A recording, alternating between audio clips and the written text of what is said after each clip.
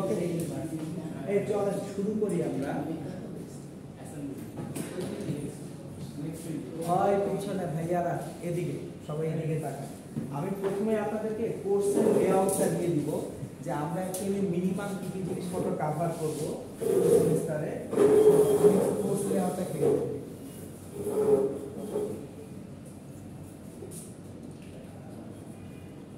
আপনাদের একটা mental preparation থাকুক থ্রু আউট দ্য কোর্স আমরা আসলে কি কি জিনিসপত্র শিখব। আমরা থ্রু আউট দ্য কোর্স প্রথমেই যে জিনিসগুলো শিখব, আমি যে চ্যাপ্টারগুলি অবশ্যই পড়াবো। এক নাম্বার হচ্ছে waves and oscillation.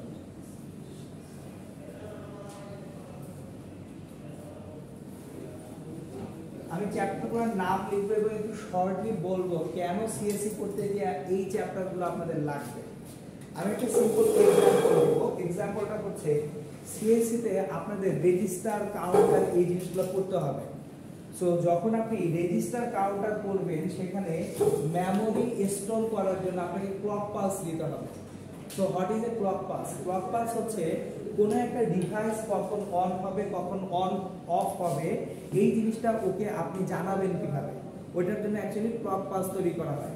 So clock pulse করা সবই হচ্ছে পিরিয়ডিক একটা ওয়েভ, এই যে 1 0 1 0 1 0। আমরা যখন অন পাবে, সিগন্যালটা অন পাইলে সে কি হবে, ডিভাইসটা অন থাকবে, যেই অফ হয়ে যাবে ডিভাইসটা জিরো হয়ে যাবে। তাহলে এই যে আপনি ক্লক পালস তৈরি করবেন এটা একটা পিরিয়ডিক মোশন হচ্ছে। সো আপনি যদি পিরিয়ডিক মোশন না জানেন ক্লক পালস কিভাবে তৈরি করবেন, সেটা হচ্ছে একটা ইউজেস। আরো প্রচুর ইউজেস আছে। এক্সাম্পল দেই, যেমন ধরেন আপনি একটা রোবোটিক আর্ম বানাবেন। এখন তো সবাই অনেক অনেক প্রজেক্ট নিয়ে কাজ করে এবং দিন শেষে কিন্তু মেশিন লার্নিং খুব বেশি প্রায়োরিটি পাচ্ছে। বেসিক কিছু জিনিসপত্র, সে ফর এক্সাম্পল আপনি কোন একটা ক্রেন বানাবেন, ক্রেনের হাতটা মুভ করবে, তাহলে এই সার্কুলার মোশনটা এটা যদি একটা পার্টিকুলার টাইম পিরিয়ডে হয় সেটা আরেকটা পিরিয়ডিক মোশন। তাহলে ওই পিরিয়ডিক মোশনের জন্য ক্যালকুলেশনগুলো কি হবে, সেই ক্যালকুলেশনগুলোর ডিটেইলস আপনি না জানলেও ধারণাটা লাগবে। কারণ আপনার যদি ধারণাই না থাকে আপনি তো প্রোগ্রামটা লিখতে পারবেন না যে এখানে ভ্যারিয়েশন এরকম হলে এই জিনিসটা আমি প্রোগ্রামে চেঞ্জ করব। সো এই কারণে ওয়েভস এন্ড অসিলেশনস জরুরি। দুই নাম্বার আমি আপনাদেরকে পড়াবো অপটিক্স। অপটিক্সটাকে আবার দুই ভাগে ভাগ করা যায়, একটা হচ্ছে ফিজিক্যাল অপটিক্স আর একটা হচ্ছে জিওমেট্রিক অপটিক্স। ফিজিক্যাল অপটিক্স আর হচ্ছে জিওমেট্রিক অপটিক্স। এখন কোনটা কোথায় কাজে লাগবে সেগুলো আমরা একটু বোঝার চেষ্টা করি। জিওমেট্রিক যে অপটিক্সটা আছে এইটা আপনাদের খুব বেশি পরিমাণ কাজে লাগবে, বিকজ আপনি ধরেন একটা লাইন ফলোয়ার রোবট বানাতে চান। ওই লাইন ফলোয়ার রোবটটা অ্যাকচুয়ালি কোন আলো পাইলে কি বিহেভিয়ার করবে, তার মানে লাইটের রিফ্লেকশন, রিফ্র্যাকশন বা অ্যাবজর্পশন টাইপ যে বিহেভিয়ারগুলো, এগুলো আমরা ডিসকাস করব জিওমেট্রিক অপটিক্সে। ফিজিক্যাল অপটিক্সে আমরা অ্যাকচুয়ালি লাইট রে নিয়ে কাজ করব, যে একটা লাইটে যখন যাচ্ছে ডিফ্র্যাকশন কিভাবে হচ্ছে, ডিসপারশন কিভাবে হচ্ছে, এই জিনিসগুলো আলোচনা হবে ফিজিক্যাল অপটিক্সে। নাম্বার 3 আমরা পড়ব থার্মোডায়নামিক্স।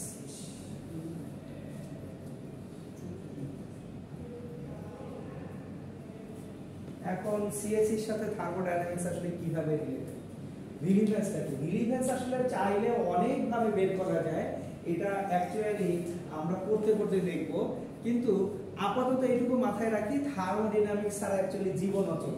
এটা শুধু সিএসসি এর জন্য না, ডে টু ডে লাইফের জন্য থার্মোডায়নামিক্স দরকার। সো আপনি শুধু সিএসসি বা একটা গ্র্যাজুয়েট হওয়ার জন্যই থার্মোডায়নামিক্স পড়েন না। আমি একটা ছোট্ট এক্সাম্পল দেই, যেমন আমাদের অনেকেরই কিছু ভুলভাল ধারণা আছে। এই ভুলভাল ধারণার জন্য আমাদের লাইফ অসুন্দর এবং কষ্টকর হয়ে যায়। এক্সাম্পল, এই রুমটায় আপনি এসি ছাড়া থাকতে পারবেন না, সম্ভব না, যতই ফ্যান লাগান। যখন এসি বন্ধ করে এক গাড়ি ফ্যান লাগিয়ে দেন, এই রুমে আপনি থাকতে পারবেন না। Why is that? ভেন্টিলেশন নাই তো কোনো। যদি ভেন্টিলেশন না থাকে রুম থেকে এয়ার বাইরে যাবে, বাইরে থেকে এয়ার ভিতরে আসবে? আসবে না তো। তাহলে রুমের মধ্যে যদি আপনি সারাদিন গরম বাতাসটাকে রোটেট করান, ফ্যান কি করে? এক্সিস্টিং যে এয়ার সেটাকে ফ্লো করায়। ফ্যান কি বাইরে থেকে কোনো এয়ার আনতেছে না? এখন কেন আপনার ঠান্ডা লাগে সেটা ডিফারেন্ট আলোচনা, সেটার সাথে অ্যাকচুয়ালি হিউমিডিটি, তারপর ইভাপোরেশন, এই জিনিসগুলোর সম্পর্ক আছে। আপেক্ষিক আর্দ্রতা, এরপর হচ্ছে শরীর থেকে ঘামটা যে বের হয়, বাষ্পীভূত হয়, সুপ্ত তাপ লেটেন্ট হিট টেনে নেয়, এগুলোর আলোচনায় আমরা এখন যাব না। বাট আপনার যদি এই রুমে কোনো ফ্যান আপনি রাখেন, এসি বন্ধ করেন, কোনো লাভ নেই। এসিটা তাহলে কি করতেছে? এসি অ্যাকচুয়ালি খেয়াল করেন, এসির আপনি তো শুধু এইখানে আউটলেটটা দেখতেছেন যেখান দিয়ে ঠান্ডা বাতাস বের হয়, এসি কিন্তু বাতাসটা টানতেছে উপর থেকে, রুমের ভিতরের বাতাসটা সে নেয়, নিয়ে আউটডোর যে ইউনিট আছে সেখানে সে এই বাতাসটাকে ফিল্টার করে তারপরে এখানে আবার আপনাকে পাস করে। সো সে কিন্তু রুমের যে হিট এটা আছে, এটা বাইরে পাঠানোর পাশাপাশি এয়ার কোয়ালিটিটাকেও কন্ট্রোল করতেছে। ওকে, এখন তাহলে দেখেন তো বাসায় আমরা মাঝে মধ্যে একটা ভুল কাজ করি, সেটা হচ্ছে অনেক সময় গরমের দিনে মশা আসবে, দরজা জানালা সব বন্ধ, এবং আমার রুমে না এসি, ফ্যান ছাড়া রাখছে, সারা রাত আপনি হাসপাস করবেন, কিচ্ছু করার নেই। কারণ কি? কারণ এখনকার বাসা বাড়ির ডিজাইনগুলো এত বাজে, এখানে কোনো ভেন্টিলেটর রাখে না। কেন রাখে না ভেন্টিলেটর? ভেন্টিলেটর রাখলে আবার এসি লাগাইতে কষ্ট হবে। সো আপনি এসি ইনস্টল করেন নাই, কিন্তু রুমে দেখবেন বাসায় যে অধিকাংশ অ্যাপার্টমেন্ট বিল্ডিং এর রুমগুলায় কোনো ভেন্টিলেশন সিস্টেম নেই। তাহলে যদি ভেন্টিলেশন সিস্টেম না থাকে, রাতে যখন আপনি ঘুমাচ্ছেন, ঘুমের মধ্যে আপনার রুমে আপনি কার্বন ডাইঅক্সাইড ছাড়তেছেন না? তাহলে যখন আপনি কার্বন ডাইঅক্সাইড ছাড়তেছেন, একটা জিনিস খেয়াল করেন, বাতাসে সবচেয়ে বেশি থাকে কে? নাইট্রোজেন। 70% এর বেশি কি থাকে? নাইট্রোজেন। নাইট্রোজেনের আমার যে মলিকুলার মাস সেটা হচ্ছে 28 গ্রাম। 1 মোল নাইট্রোজেন মানে 28 গ্রাম। এরপর বাতাসে আছে কি? অক্সিজেন, সেটা কত গ্রাম? 32 গ্রাম। আর হচ্ছে আছে কার্বন ডাইঅক্সাইড, এটা কত গ্রাম? 44 গ্রাম। তাহলে সবচেয়ে হেভিতে কার্বন ডাইঅক্সাইড। তাহলে হেভি যে সে কি উপরে থাকবে না নিচে থাকবে? নিচে থাকবে। তার মানে আপনার রুমের নিচের দিকে হেভি কার্বন ডাইঅক্সাইড এটা ট্র্যাপ হয়ে গেছে। সো আপনার যতই এই যে কার্বন ডাইঅক্সাইডের অ্যামাউন্ট রুমের মধ্যে বাড়বে, কার্বন ডাইঅক্সাইডের হিট ক্যাপাসিটি বেশি, তার মানে সে হিট বেশি অ্যাবজর্ব করে রাখতে পারে। বেশি হিট অ্যাবজর্ব করে রাখলে রুম অত্যধিক গরম হবে। আমি আরেকটা এক্সাম্পল দিই, এটা আপনারা বুঝে যাবেন। ধরেন রুমের মধ্যে দুইজন আছেন, একটা এসি চমৎকার ভাবে রুম ঠান্ডা করতেছে, কুল করতেছে, দুইজনের জায়গায় রুমের মধ্যে 10 জন ঢোকান, তখন মনে হবে এসি কোনোভাবেই রুম ঠান্ডা করতে পারতেছে না। ক্লাসরুমগুলোয় সাধারণত যেটা হয়, আমাদের ক্লাসরুমগুলো যখন ফুল ক্যাপাসিটিতে থাকে তখন অনেকগুলো এসি থাকলেও রুম ঠান্ডা হয়, কিন্তু একটু কেমন যেন অস্বস্তি লাগে, দম বন্ধ হয়ে আসে। এই অস্বস্তি লাগার পিছনের কারণটা হচ্ছে যদি রুমের মধ্যে কার্বন ডাইঅক্সাইডের অ্যামাউন্টটা অনেক বেড়ে যায়, তখন অ্যাকচুয়ালি রুমটা হিটেড হয়ে থাকে।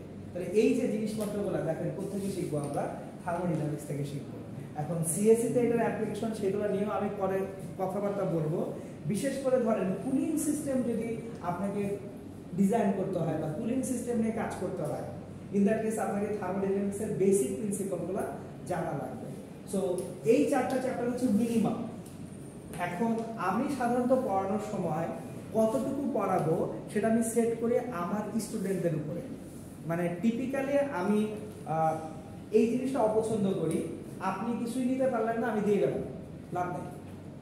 শুধু শুধু আমি এখানে বক বক করে চলে গেলাম, এটা I just don't like it. আমি এটাকে মানে অপছন্দ করি। সো এই 4টা চ্যাপ্টার মিনিমাম আপনাকে আমি পড়াবো। এরপরে যদি আমি দেখি যে না আপনারা একটু পেস বাড়ালেও নিতে পারতেছেন, আমি হয়তো অ্যাডিশন আরো 1টা 2টা চ্যাপ্টার পড়াবো, কিন্তু এই 4টা চ্যাপ্টার আপনাকে পড়তেই হবে, ক্লিয়ার? এবং আমি চেষ্টা করব আপনারা যেভাবে বোঝেন, মানে বাই ডিফল্ট আমরা বাস্তবতাটা স্বীকার করে নিই, আমরা সবাই ফাঁকিবাজি, এটা স্বীকার করে নেওয়াটা ভালো, ঠিক আছে? সো যেহেতু আমরা ফাঁকিবাজি করে আসছি, সেহেতু আমি একেবারে বেসিক থেকে শুরু করব। বইপত্রের ব্যাপারে আমি বলে দিই, আগেও বইপত্র খুব বেশি আপনারা পড়েন নাই, এখন আমি বই দিব আর আপনারা খুব পড়বেন এটা আমি এক্সপেক্ট করি না। রিয়েলিটিতে আসি, তিনটে কথাগুলো আমি বলে দিচ্ছি। সো আমি এখানে চুপচাপ বলবো এই তোমাদেরকে আমি হ্যালিডে রেস্ট্রিক্ট অকার পড়াবো, আপনারাও খুব মানে হচ্ছে ভাব নিয়ে ফেসবুকে পোস্ট মারবেন, জানিস আমরা এখন হ্যালিডে রেস্ট্রিক্ট করি। সো কেউ পড়তে চাইলে হ্যালিডে রেস্ট্রিক্ট অকার 10th এডিশনটা পড়েন, কোশ্চেন এরপর এডিশন থাকতে কেন 10th এডিশন? কারণ এটার শর্টটা অনলাইনে অ্যাভেলেবল। আপনি যখন পড়তে যাবেন, ম্যাথ দেখলে ম্যাথ তো আর নিজে নিজে অনেক করতে পারি না, সেটার তো সলিউশন লাগে। সো কেউ যদি পড়তে চান 10th এডিশনের এইটার সলভ পিডিএফ পাওয়া যায় অনলাইনে। তবে আমার class lecture is good enough. Physics শেখার জন্য আমি ক্লাসে যা পড়াবো দ্যাট ইজ গুড এনাফ। কেউ যদি হ্যালিডেনেসিক ওয়াকার করতে যায় মনে করাটাই স্বাভাবিক, এটা একটু কঠিন হয়ে গেল। তাহলে আপনাদের জন্য হচ্ছে ক্লাস লেকচার প্লাস এইচএসসিতে যে একটু ফাঁকিবাজি করছেন ওইটার জন্য একটু ইসাক স্যারের এইচএসসি বই।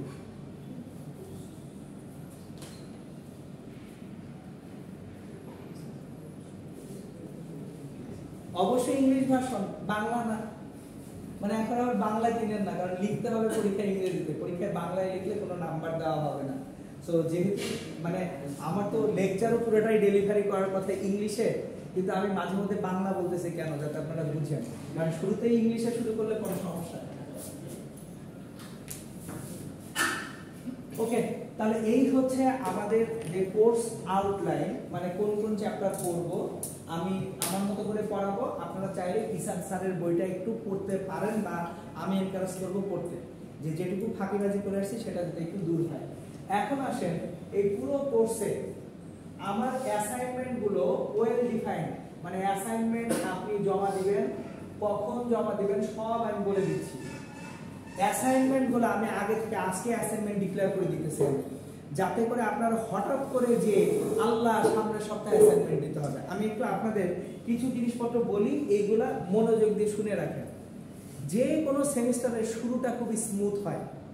কেন? সব স্যার আস্তে সুস্তে শুরু করে, এরপর ধুম করে এক সপ্তাহে সব স্যার সিটি দিয়ে বসে থাকে, এই তোমরা নেক্সট উইকে সিটি। তো তাহলে যখন একসাথে আপনার 3-4টা সিটি পড়ে যাবে, তখন যদি সঙ্গে আবার অ্যাসাইনমেন্ট থাকে, ও হয়ে গেছে শেষ।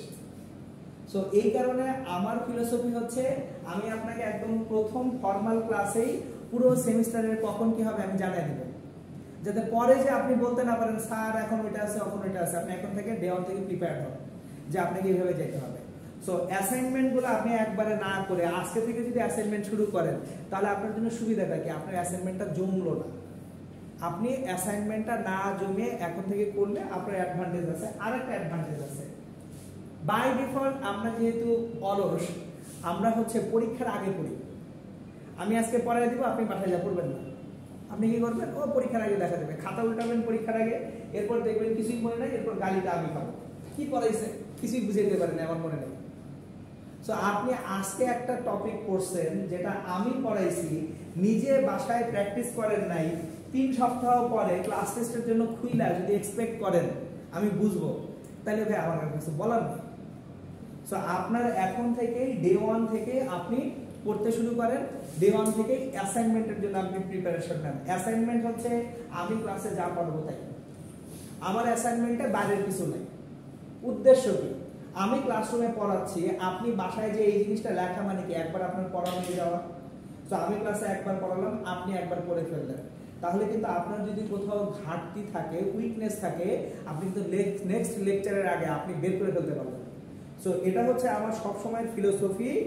আমি আজকে যা পড়াবো আপনি আজকে রাত্রে বাসায় যে সেটা যদি পড়তে নাও পারেন, নেক্সট রবিবার, সরি আপনাদের ক্লাসগুলো মঙ্গলবার, নেক্সট মঙ্গলবারের আগে আপনি পুরো জিনিসটা একবার পড়ে ফেলবেন, লিখে ফেলবেন, মানে ওই যে অ্যাসাইনমেন্টের জন্য লিখে ফেলবেন। তাহলে আপনি কি ফাইন্ড আউট করতে পারবেন না যে গত লেকচারে এই জায়গাগুলো আমার বুঝতে কষ্ট আছে? যখন আপনি ফাইন্ড আউট করতে পারতেছেন কোথায় কোথায় বুঝতে কষ্ট আছে, নেক্সট টুয়েসডেতে আমি যখন ক্লাসে আসবো, ক্লাসের শুরুতে আমাকে আস্ক করতে পারবেন না যে স্যার আমি গত ক্লাসের এই অংশটুকু বুঝি নাই, একটু আবার বুঝাই দেন। আমি ক্লিয়ার করতে পারছি জিনিসটা। সো অ্যাসাইনমেন্ট হবে আপনাদের টোটাল 4টা, 4 অ্যাসাইনমেন্টস।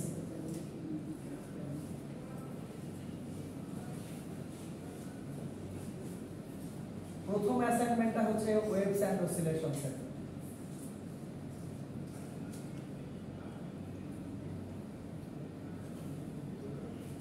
কবে ওয়েভস এন্ড অসিলেশনস এর অ্যাসাইনমেন্ট জমা দিবেন?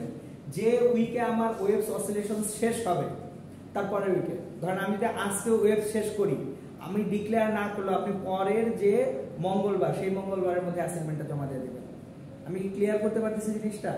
তাহলে 1 নম্বর হচ্ছে ওয়েভস এন্ড অসিলেশনস, 2 হচ্ছে আমাদের ফিজিক্যাল অপটিক্স, না ফিজিক্যালটা আগে আসবে না, আগে আসবে জিওমেট্রিক অপটিক্স। আগে জিওমেট্রিক অপটিক্স পড়াবো ইনশাআল্লাহ।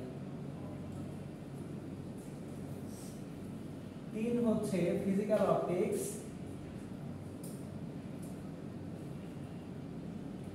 আর 4 হচ্ছে thermodynamics.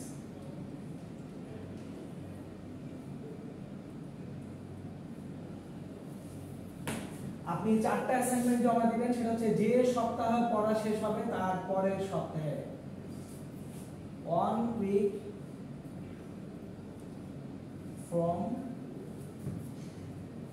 the chapter is finished.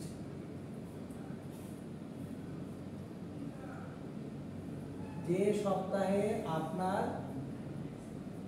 Chapter শেষ হবে তার এক সপ্তাহের মধ্যে জমা দিবেন। ওকে, এখানে একটা ব্যাপার আছে, আমি অ্যাসাইনমেন্টগুলো সবসময় ফেরত দিই, মানে আপনি অ্যাসাইনমেন্ট দিবেন, আমি আপনাকে যত দ্রুত সম্ভব অ্যাসাইনমেন্টগুলো ব্যাক করব। কেন? এই অ্যাসাইনমেন্টে আপনার নোট ফাইনাল এক্সামের জন্য, বুঝতে পারতেছি কিনা? সো আপনি অ্যাসাইনমেন্ট ঠিকমতো না করলে ধরাটা আপনিই খাবেন, কারণ আপনার কাছে আপনার গুছানো নোট নেই। সো অ্যাসাইনমেন্ট ঠিকমতো করলে আপনার দুটো সুবিধা, এক পড়া হয়ে যাচ্ছে, দুই এই অ্যাসাইনমেন্টটা আবার আপনি ফেরত পাচ্ছেন, ফেরত পেলে ওইটাই আপনার অ্যাকচুয়ালি নোট ফাইনাল সেমিস্টার ফাইনালের জন্য। ক্লিয়ার?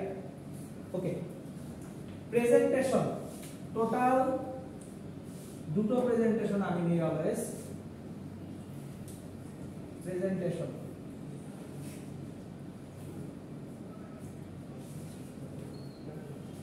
প্রথমটা হচ্ছে ইন্ডিভিজুয়াল প্রেজেন্টেশন।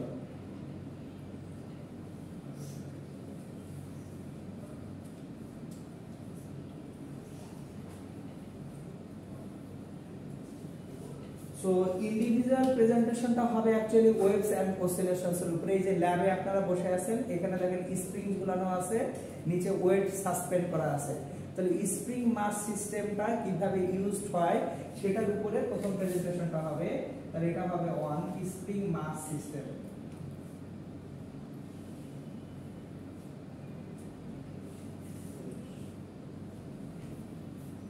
এই প্রেজেন্টেশনটা যেহেতু ইন্ডিভিজুয়াল, এটা হচ্ছে আপনারা প্রত্যেকেই আলাদা আলাদা ভাবে তৈরি করবেন। প্রেজেন্টেশন কত মিনিটের হবে, গাইডলাইন কি, সেগুলো আমি ডিউ টাইম আপনাদের সঙ্গে শেয়ার করব।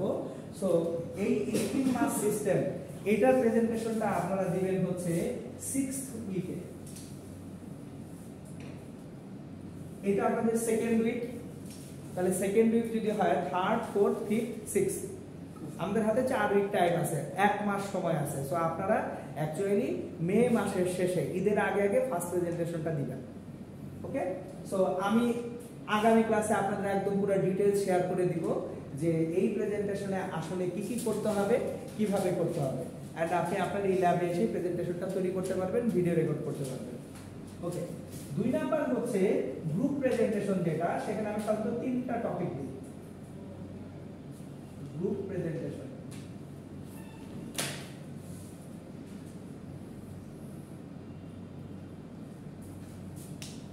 তিনটা টপিকের প্রথমটা হয় হচ্ছে ফিজিক্যাল পেন্ডুলাম, যেটা ওয়েভ এন্ড অসিলেশনের অংশ। দ্বিতীয়টা হচ্ছে রিফ্র্যাক্টিভ ইনডেক্স অপটিক্সের। তৃতীয়টা first law of thermodynamics.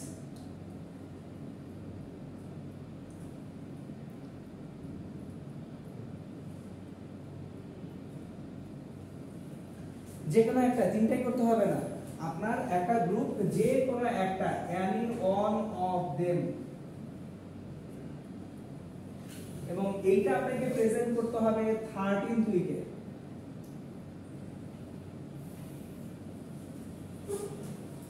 So এই হচ্ছে আমাদের অ্যাকচুয়ালি যে কোর্সের আউটলাইন, সেটা আমরা এইভাবে অ্যাকচুয়ালি করে যাব। আচ্ছা, ক্লাস টেস্টের ব্যাপারে বলে দেই। ক্লাস টেস্ট দিব হচ্ছে আমি 4টা ক্লাস টেস্ট। এই যে দেখেন কয়টা চ্যাপ্টার, 4টা চ্যাপ্টার, 4টা চ্যাপ্টারের উপর 4টা ক্লাস টেস্ট।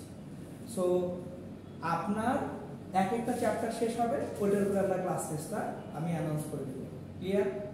মোটামুটি বুঝতে পারছেন? ওকে, তাহলে অ্যাকচুয়ালি এটা হচ্ছে আমাদের ফ্রেমওয়ার্কটা। এখন আমরা আজকে পড়া শুরু করব অসিলেশনস দিয়ে। আমরা ওয়েভস পড়ার আগে শুরুতেই করব হচ্ছে অসিলেশন।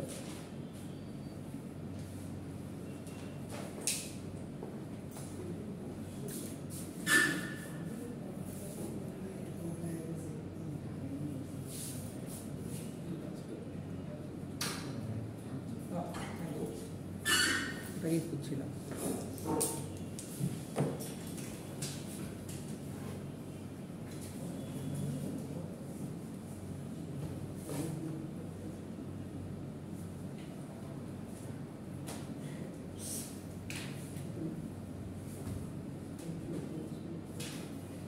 ওকে, আমরা শুরু করব পিরিয়ডিক মোশন দিয়ে, মানে ওয়েভস এন্ড অসিলেশনের শুরুটা হয় সবসময় পিরিয়ডিক মোশন দিয়ে। তো পিরিয়ডিক মোশন,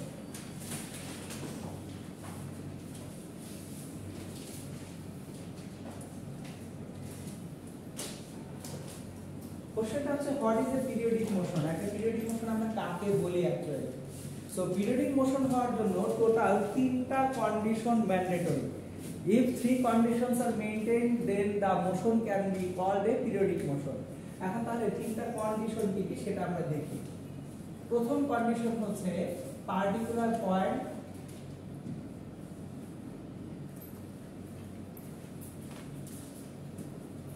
সেকেন্ড হচ্ছে পার্টিকুলার টাইম ইন্টারভাল,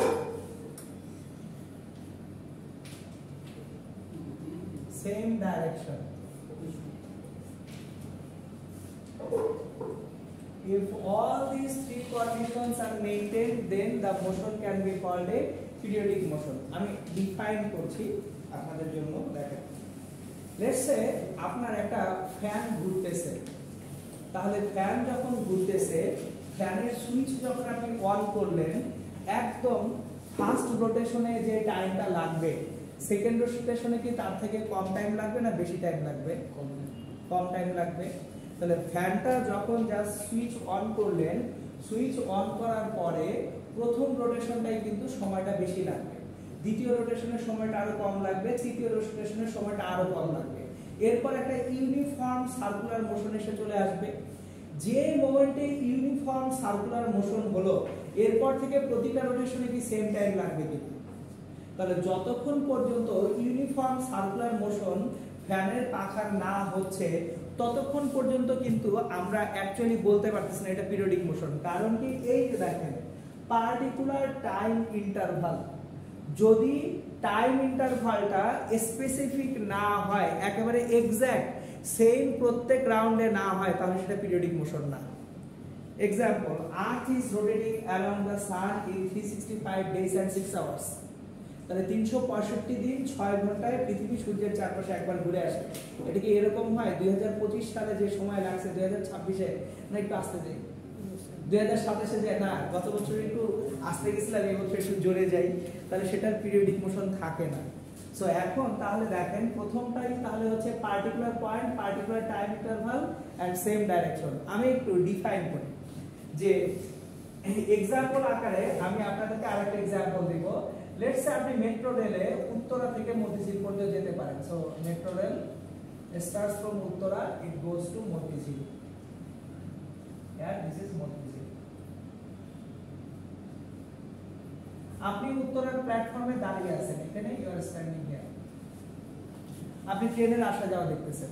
সো কোন একটা ট্রেনের গায়ে একটা নাম্বার দেখলেন যে ঠিক আছে এত নাম্বার ট্রেনটা সেইখান থেকে গেল, তাহলে তার উত্তরা থেকে মতিঝিল পর্যন্ত আসতে সময় লাগে 38 মিনিট। এরপর সে মতিঝিলে একটা 6 মিনিটের যাত্রা বিরতি করে,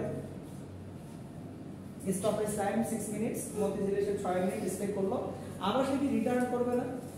আবার সে মতিঝিল থেকে উত্তরায় রিটার্ন করবে, পাশের ট্র্যাকটা দিয়ে মতিঝিল থেকে উত্তরায় রিটার্ন করলো। তো তার রিটার্নের সময় লাগবে আবার 38 মিনিট। এবার উত্তরায় আবার 6 মিনিট ওয়েট করে সে কি অ্যাগেন স্টার্ট করবে না? চলো দেখি গল্পটা কি হচ্ছে। তাহলে আপনি এখানে দাঁড়িয়ে আছেন, ট্রেনটা স্টার্ট করার পর 38 6 44, আরো 38 6 44, মানে 88 মিনিট পরে ট্রেনটা একবার আপনাকে ক্রস করে যাবে, ঠিক 88 মিনিট পরে আবার আপনাকে ক্রস করবে না? তাহলে particular time interval, particular point, এবং সে কি ডিফারেন্ট ডিরেকশন নাকি সেম ডিরেকশন থেকে ক্রস করতেছে? আপনি দাঁড়িয়ে আছেন, ট্রেনটা এদিক থেকে আসছে, বারবার এদিক থেকে ক্রস করে যাবে না আপনাকে? তাহলে 3টা কন্ডিশনই মেইনটেইন হয়েছে কিনা? তাহলে এটা একটা periodic motion. So periodic motion হওয়ার জন্য পাথ ইজ নট ইম্পর্টেন্ট, কোন পাথে যাবে সেটা কোনোভাবে ইম্পর্টেন্ট না, ইম্পর্টেন্ট হচ্ছে তিনটা point, particular point, particular time interval, same direction. চলেন দেখতে শুরু করি। যেমন ধরেন আমি একটু আগে ফ্যানের ব্লেডের মোশনটা বললাম, বা হচ্ছে এই যে আমাদের যে অ্যানালগ ওয়াচগুলো আছে, অ্যানালগ ওয়াচের ভিতরে যে আওয়ার হ্যান্ড বা হচ্ছে মিনিট হ্যান্ড, ঘড়ির কাঁটার ইংরেজিতে হ্যান্ড বলা হয় অ্যাকচুয়ালি, তাহলে hour hand, minute hand, second hand, এই জিনিসগুলো অ্যাকচুয়ালি রোটেট করতেছে পার্টিকুলার টাইমে। তাহলে আমাদের যে কোনো অ্যানালগ ওয়াচ সেইটার যে মোশন, এই মোশনটা কি হবে? পিরিয়ডিক মোশন হবে, but that is a circular periodic motion. তাহলে দেখেন পিরিয়ডিক মোশন সার্কুলার হতে পারে, একটা ফ্যান যদি ইউনিফর্ম মোশনে ঘোরে, so let's say this is the blade of A fan,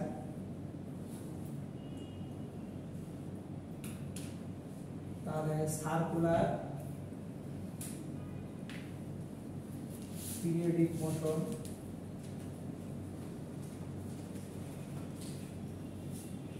তারপর লিনিয়ার পিরিয়ডিক মোশন হতে পারে, ওই যে স্প্রিং গুলো যখন আপনি স্প্রিং মাস সিস্টেমে স্প্রিংটাকে যখন দুলাবেন তখন সেটা কি হয়ে যাবে? একটা লিনিয়ার পিরিয়ডিক মোশন হয়ে যাবে, কারণ এটা up and down, up and down, সে কি করতেছে? একটা লাইন ফলো করতেছে না? তাহলে যদি লাইন ফলো করে, আমরা যখন স্প্রিং মাস সিস্টেম দেখব সেটা হচ্ছে linear, and a spring mass system that is linear periodic motion.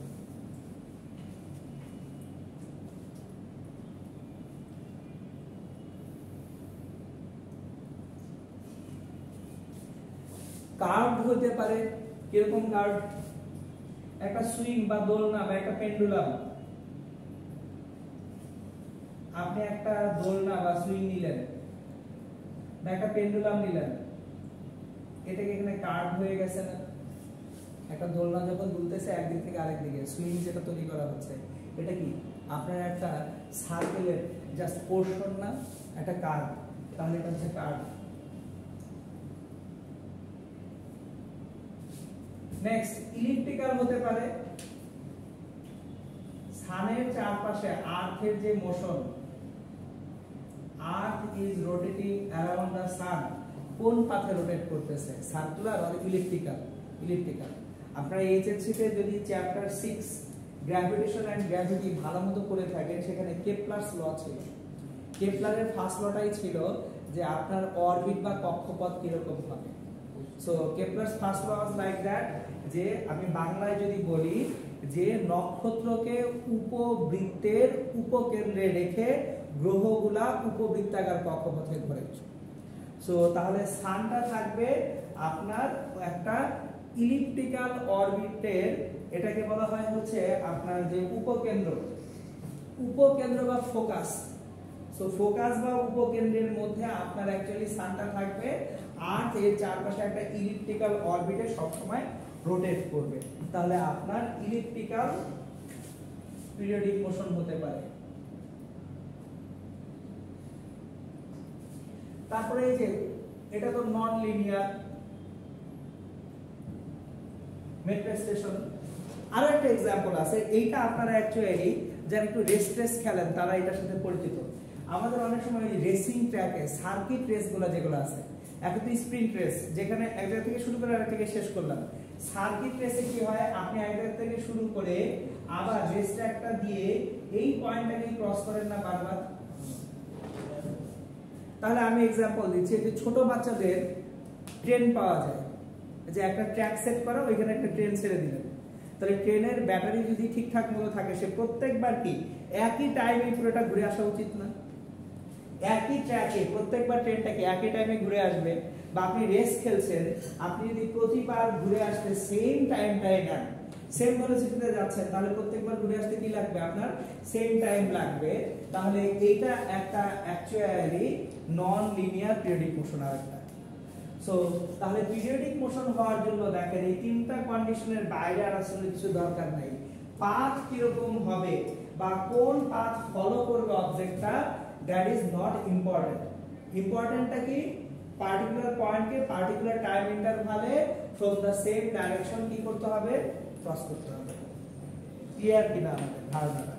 তাহলে এটা হচ্ছে আমাদের পিরিয়ডিক মোশনের বেসিক।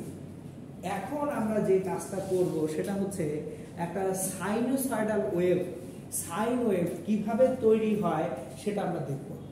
না আমরা সবাই আপনার হচ্ছে যখন হায়ার ম্যাথ আপনারা করছেন ত্রিকোণমিতিতে আপনারা সাইন কোসাইন নিয়ে কাজ করে আসছেন, তো সাইন ওয়েভ হয়তো অনেকে আঁকছেন, but how any sinusoidal wave is generated বা ওয়েভ ইকুয়েশনটা কোথা থেকে আসে সেটা জানাটা আমাদের জন্য জরুরি।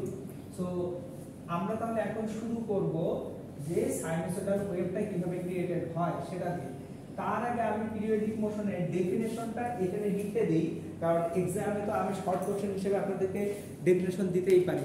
ডিফাইন পিরিয়ডিক মোশন, তাহলে পিরিয়ডিক মোশনের ডেফিনেশন যদি আমরা দিতে যাই, if any object process a particular point from the same direction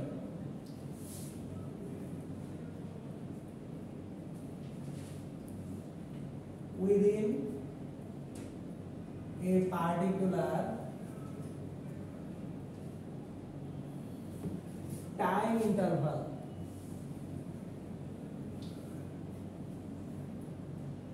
then its motion is called periodic motion.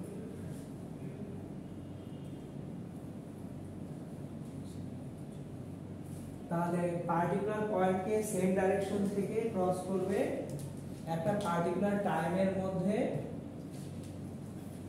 তাহলে সেটাকে আমরা কি বলবো? পিরিয়ডিক মোশন বলবো। ওকে, এখন আসুন আমরা এই যে পিরিয়ডিক মোশনটা সাইনোসয়েডাল ওয়েভ থেকে কিভাবে জেনারেটেড হয় সেটা একটু মানে হচ্ছে সার্কুলার মোশন থেকে কিভাবে সাইনোসয়েডাল ওয়েভ জেনারেটেড হয় সেটা দেখব, তারপর আমরা ইকুয়েশনে যাব। তো প্রথমে কিছু জিনিসপত্র শিখে নেব। ধরেন এটা একটা সার্কেল, তাহলে একটা অবজেক্ট এখান থেকে রোটেট করতে শুরু করলো,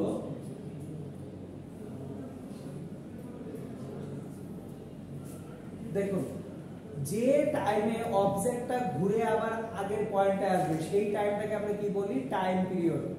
তাহলে টাইম পিরিয়ড যদি টি হয়, টি capital T, that is the time period. তাহলে টি টাইমে সে সেন্টারে কি 2 পাই রেডিয়ান অ্যাঙ্গেল ক্রিয়েট করে না? তাহলে 2 পাই radian is created in time t, t টাইমে সে 2 পাই রেডিয়ান ক্রিয়েট করে। তাহলে ইউনিট টাইমে সে যে অ্যাঙ্গেলটা ক্রিয়েট করবে 2 pi by t radian is created in time 1 second, t সেকেন্ডে সে অ্যাঙ্গেল ক্রিয়েট করে 2 পাই রেডিয়ান, 1 সেকেন্ডে অ্যাঙ্গেল ক্রিয়েট করে 2 পাই বাই t রেডিয়ান। তাহলে আমাদের যে angular velocity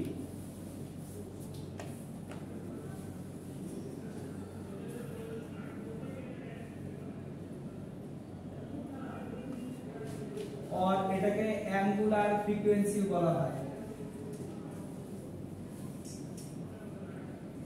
angular velocity or angular frequency omega equals to 2 pi by t radian per second. So এখন থেকে যখনই ওমেগা এই টার্মটা দেখবেন মাথায় রাখবেন এটা হচ্ছে অ্যাকচুয়ালি সার্কুলার মোশনের জন্য, নট ফর লিনিয়ার মোশন। তাহলে সার্কুলার মোশনে omega that is the angular velocity or angular frequency and this is 2 pi by t radian per second. এইবার আমাদের এইখানে ধরেন এই যে অবজেক্টটা এটা যদি n টাইমস রোটেট করে t সেকেন্ডে, let's say say rotates n times in t seconds, n time rotate করতে তার t সেকেন্ড সময় লাগে, তাহলে rotate single time one time in t by n seconds, একবার রোটেট করতে তার সময় লাগবে কত? t by n second. তাহলে আমার টাইম পিরিয়ড t টা কি হয়ে যাচ্ছে টি বাই এন হয়ে যাচ্ছে না, টাইম পিরিয়ড টি সমান তাহলে কি হবে টি বাই এন হবে। এখন তাহলে এই যে 2 পাই বাই টি এটাকে আমরা এইভাবে লিখতে পারি না, 2 pi divided by T divided by N radian per second. তাহলে নিচের এনটা উপরে চলে আসবে 2 pi N by T radian per second. So এই যে দেখেন ওমেগার ইকুয়েশনটা তাহলে either 2 pi by capital T or 2 pi capital N by small T. So যদি আমি এই 2 পাই বাই টি লিখি দ্যাট মিন্স আমি time period of oscillation already জানি যে একটা টাইম পিরিয়ড কত সেকেন্ডে সেটা আমার জানা, এইজন্য 2 পাই বাই টি। আর যদি এরকম হয় আমি একটা অসিলেশনের টাইম জানি না কিন্তু আমি জানি টোটাল কত সেকেন্ডে কতবার রোটেট করে। লেটস সে আপনাকে বললাম যে 30 rotation per minute, 30 rotation per minute, তার মানে কি 60 সেকেন্ডে সে রোটেট করতেছে 30 টাইমস। তাহলে ক্যাপিটাল এনটা কত আমার 30, স্মল এনটা কত 60। এখান থেকে তাহলে আমরা কি অ্যাঙ্গুলার ফ্রিকোয়েন্সি ওমেগাটা পেয়ে যাব। বুঝতে পারতেছি তো সবাই?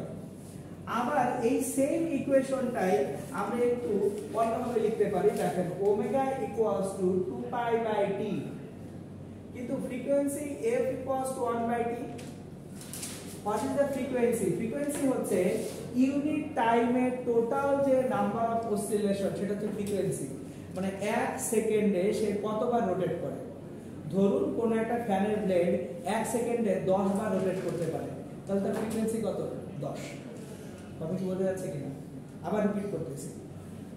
ফ্রিকোয়েন্সি মিন্স প্রতি সেকেন্ডে কয়টা কমপ্লিট রোটেশন দিতে পারে, কয়টা কমপ্লিট অসিলেশন দিতে পারে। তাহলে দেখেন আমার টি সেকেন্ডে সে দেয় একটা কমপ্লিট অসিলেশন। টি সেকেন্ডে কয়টা দেয়? একটা। তাহলে 1 সেকেন্ডে কত দিবে 1 by t. Say for example আপনার একটা ফ্যানের ব্লেড ঘুরতেছে, তার একবার ঘুরতে সময় লাগে 0.1 সেকেন্ড। একবার ঘুরতে সময় লাগে কত 0.1 সেকেন্ড। তাহলে 0.1 সেকেন্ডে সে ঘুরে একবার, তাহলে 1 সেকেন্ডে ঘুরবে কয়বার 10 বার। তাহলে ফ্রিকোয়েন্সি কি হবে 10 হবে। বুঝা গেছে? আবার ধরেন কোন একটা ফ্যান একবার ঘুরতে সময় নেয় 10 সেকেন্ড। কয় সেকেন্ড সময় নেয় 10 সেকেন্ড। তাহলে 10 সেকেন্ডে ঘুরে একবার, তাহলে 1 সেকেন্ডে ঘুরে কয়বার 1 বাই 10 মানে 0.1 বার। তাহলে আমরা ফ্রিকোয়েন্সি f সমান পাবো 1 by t। So omega equals to তাহলে 2 পাই বাই t কে আমরা এখান থেকে রিডিফাইন করতে পারবো। আমি যে ইকুয়েশনগুলো বক্স করে দিচ্ছি these are the ইকুয়েশন যেটা আপনারা एग्जाমে বা যে কোনো সময় ইউজ করতে পারবেন। Omega equals to 2 pi f এখান থেকে আসে, আর ওমেগার লাস্ট আরেকটা ইকুয়েশন হচ্ছে omega equals to 2 pi n divided by t।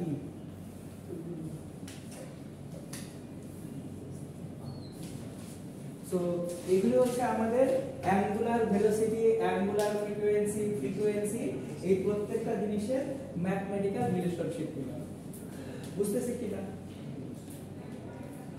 এইবার এই ওমেগাটা থেকে আমরা অ্যাকচুয়ালি অ্যাঙ্গেল কতটুকু অ্যাঙ্গেল ক্রিয়েট হয় সেটা দেখব, যে how much angle is being created. দেখো ওমেগাটা হচ্ছে তাহলে অ্যাঙ্গুলার ভেলোসিটি।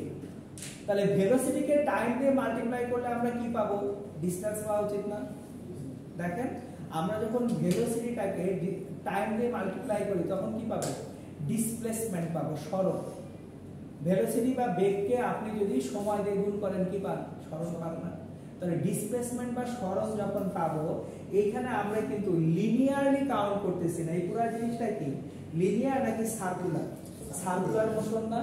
সার্কুলার মোশনে ডিসপ্লেসমেন্টটা আমরা মিটারে কনভার্ট করি কম। আমরা সার্কুলার মোশনে ডিসপ্লেসমেন্টটাকে কিসে কনভার্ট করি? Angle, radian. যে আপনার 10 সেকেন্ডে একবার ঘুরে আসছি, তাহলে 10 সেকেন্ডে ক্রিয়েট করি 2 পাই রেডিয়ান। তাহলে 30 সেকেন্ডে ক্রিয়েট করি কত রেডিয়ান?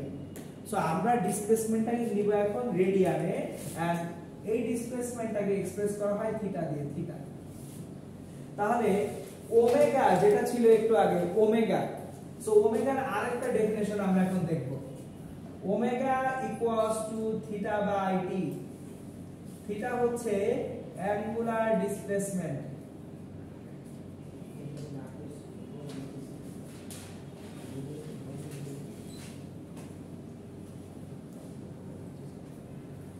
থিটাটা কি অ্যাঙ্গুলার ডিসপ্লেসমেন্ট, কৌণিক সরণ। তাহলে আমরা যদি ডিসপ্লেসমেন্টকে টাইম দিয়ে ডিভাইড করি আমরা সব সময় কি পাবো, ভেলোসিটি পাবো। তাহলে ভেলোসিটি ওমেগা ইকুয়ালস টু কি থিটা বাই টি। তাহলে এখান থেকে আমরা বলতে পারি না theta equals to omega T, আমরা কিন্তু এই কি বলতে পারি theta equals to omega multiplied by T. তাহলে ওমেগা ছিল অ্যাঙ্গুলার ভেলোসিটি, থিটা হচ্ছে অ্যাঙ্গুলার ডিসপ্লেসমেন্ট, এন্ড থিটা ওমেগার যে রিলেশনশিপ সেটা আমরা পেয়ে গেলাম। তাহলে আমরা যে সাইনোসয়েডাল ওয়েভ দেখব সেই ওয়েভ দেখার আগে কি কি টার্মস অ্যাকচুয়ালি এখানে আসছে সেটা আমরা জেনে নিলাম। আমি আরেকবার একটু রিক্যাপ করে দিচ্ছি।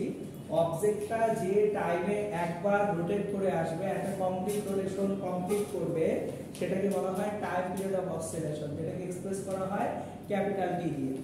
তারপর হচ্ছে আপনাদের এখানে যেটা লাগবে সেটা হচ্ছে angular velocity or angular frequency omega.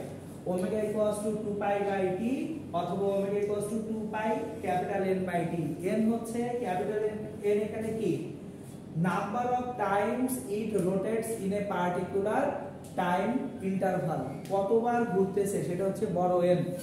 ছোট টিটা হচ্ছে কত সময়ে সে ঘুরলো, ওই যে ওই কতবার। সো আমরা তাহলে এখন যেটা করব সেটা হচ্ছে একটা সার্কুলার মোশন থেকে কিভাবে একটা সাইনোসয়েডাল ওয়েভ জেনারেটেড হয় সেটা দেখব। এটা কি মোটামুটি তোলা হয়েছে সবার? ওকে,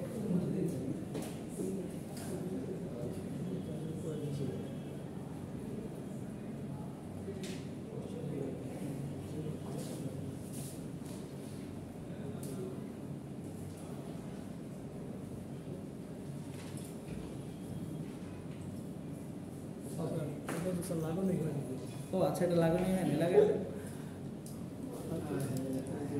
সমস্যা নেই, খুব বেশি ভ্যারিয়েশন হয় না। ওকে, আসেন এখন আমরা যে কাজটা করব সেটা হচ্ছে একটা সার্কুলার মোশন থেকে কিভাবে সাইন ওয়েভ জেনারেটেড হয় সেটা দেখব। এটা একটা সার্কুলার মোশন। তাহলে ধরে নেই এইখানে যে সার্কুলার মোশনটা আছে এটা টাইম পিরিয়ড হচ্ছে 12 second, t equals to 12 second, time পিরিয়ডটা হচ্ছে 12 সেকেন্ড। তাহলে যদি টাইম পিরিয়ডটা 12 সেকেন্ড হয় তার মানে প্রত্যেক 12 সেকেন্ডে সে একবার রোটেট করে আসবে। চলেন একটু বোঝার চেষ্টা করি। আমার এখানে t ইকুয়ালস টু 0, 0 টাইমে সে এখানে আছে, t ইকুয়ালস টু 0, 0 টাইমে এখানে আছে। তাহলে 12 সেকেন্ড টাইমে সে কি এখানে ফেরত আসবে না? তার টাইম পিরিয়ড অফ অসিলেশন যদি হয় 12 সেকেন্ড, তাহলে 0 সেকেন্ডে সে যে জায়গাটায় আছে এক্সাক্ট 12 সেকেন্ড পর আবার রোটেট করে ওই পয়েন্টেই ফেরত আসবে। আমরা 12 সেকেন্ডটা জাস্ট ধরে নিচ্ছি যাতে ফ্র্যাকশন ভ্যালু না আসে, আমি এখন দেখাবো আপনাদেরকে। তাহলে এখানে যদি টোটাল 12 সেকেন্ডে সে একবার রোটেট করে, দেখেন আমি যদি 4টা সেগমেন্টে ভাগ করি, কয়টা সেগমেন্টে ভাগ করছি? 4টা। তাহলে 4টা সেগমেন্টে ভাগ করলে 12 বাই 4 3 সেকেন্ড করে আসবে না প্রত্যেকটা সেগমেন্টে। তাহলে 0 সেকেন্ড থেকে এখানে আসতে তার টাইম লাগবে 3 সেকেন্ড, এখানে আসতে 6 সেকেন্ড, এখানে আসতে 9 সেকেন্ড, এখানে আবার 12 সেকেন্ড। 0 3 6 9 12, 0 3 6 9 12 এইভাবে সে রোটেট করতে থাকবে। ক্লিয়ার? এখন দেখো তো 3 সেকেন্ডে, 0 থেকে 3 সেকেন্ডে সে সেন্টারে কত অ্যাঙ্গেল ক্রিয়েট করছে? 90 ডিগ্রি। 3 সেকেন্ডে অ্যাঙ্গেল ক্রিয়েট করছে 90 ডিগ্রি। তাহলে 1 সেকেন্ডে অ্যাঙ্গেল কত ক্রিয়েট করবে? কত? 30 ডিগ্রি। 3 সেকেন্ডে 90, 1 সেকেন্ডে কত? 30 ডিগ্রি। তাহলে প্রতি সেকেন্ডে সে অ্যাকচুয়ালি ক্রিয়েট করবে অ্যাঙ্গেল 30 ডিগ্রি। ওকে, দেখেন তাহলে এখানে 1 সেকেন্ডে সে 30 ডিগ্রি ক্রিয়েট করে এখানে আসলো, 2 সেকেন্ডে 60 ডিগ্রি ক্রিয়েট করে সে এখানে আসলো। তাহলে এটা আমার 1 সেকেন্ডের পয়েন্ট, এটা আমার 2 সেকেন্ডের পয়েন্ট।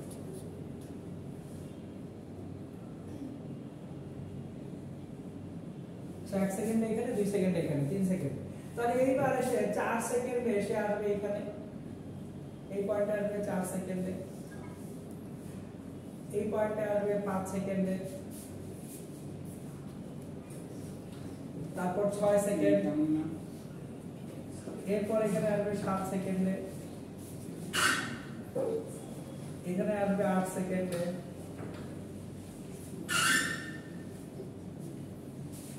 এখানে আসবে 10 সেকেন্ডে,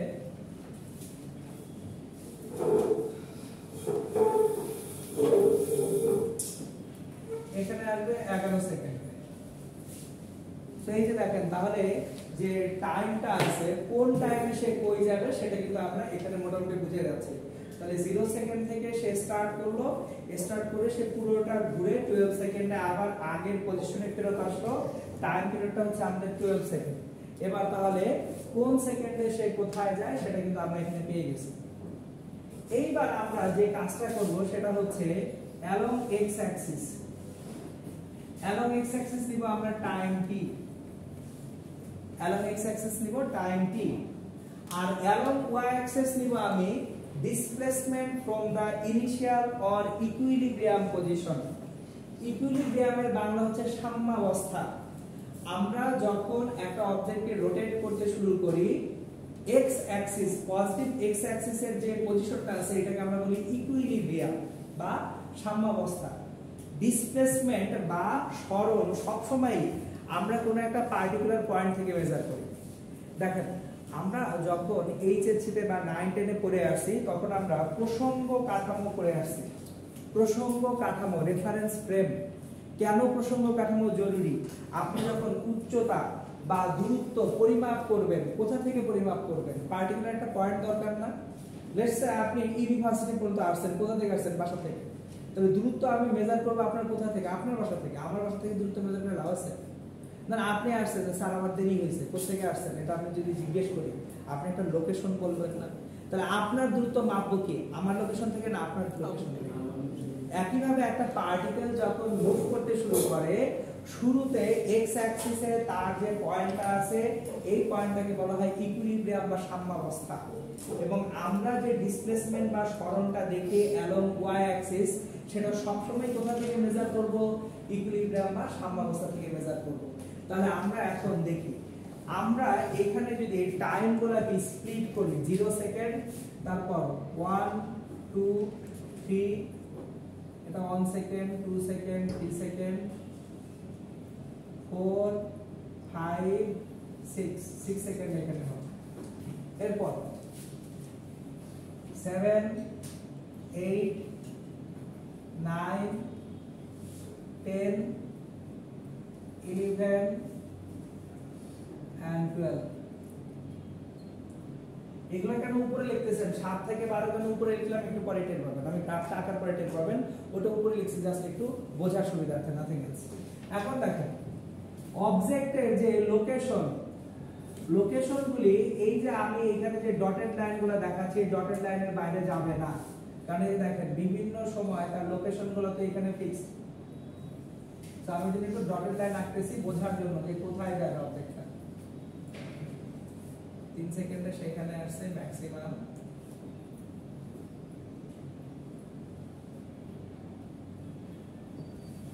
একইভাবে নিচে যদি আসি,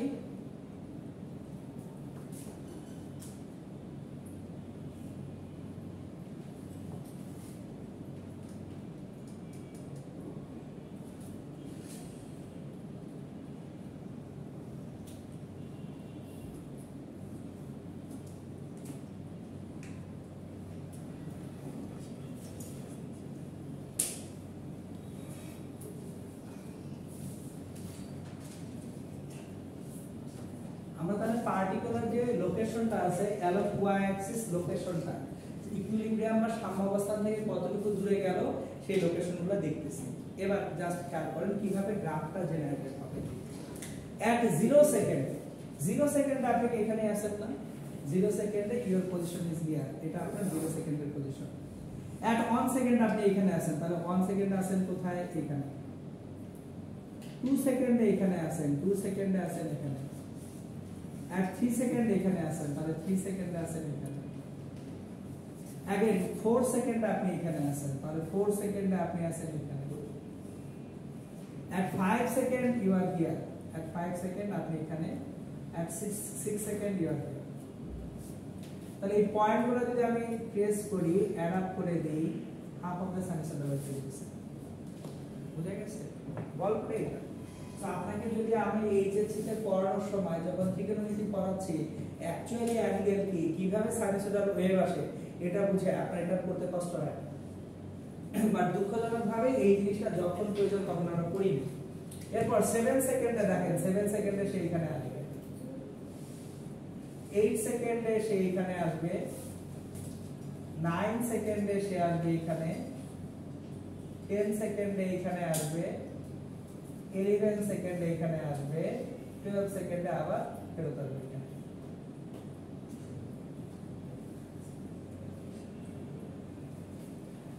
এই হচ্ছে তাহলে আমাদের দেখেন একটা পিরিয়ডিক মোশন, যেখানে টাইম পিরিয়ড অফ অসিলেশনটা হচ্ছে 12 সেকেন্ড, সেখান থেকে কিভাবে একটা সাইনোসয়েডাল ওয়েভ জেনারেট হয়।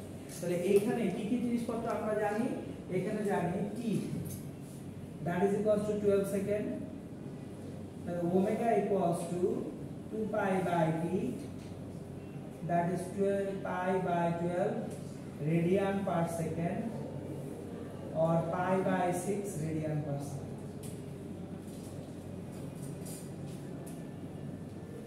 So this is how any sinusoidal wave is generated from a circular motion. Clear কিনা? তাহলে এটা হচ্ছে আমাদের basic theory of how A circular motion is generated. আমাদের এটা পিরিয়ডিক মোশনের একেবারে শুরুর পার্ট। আমরা এরপরে যেটা করব, এই সাইনোসয়েডাল ওয়েভটার ইকুয়েশনটা কিভাবে লিখে সেই ইকুয়েশনটা দিয়ে কোনো রিয়েল লাইফ প্রবলেম সলভ করা যায় সেটা আমরা, ঠিক আছে?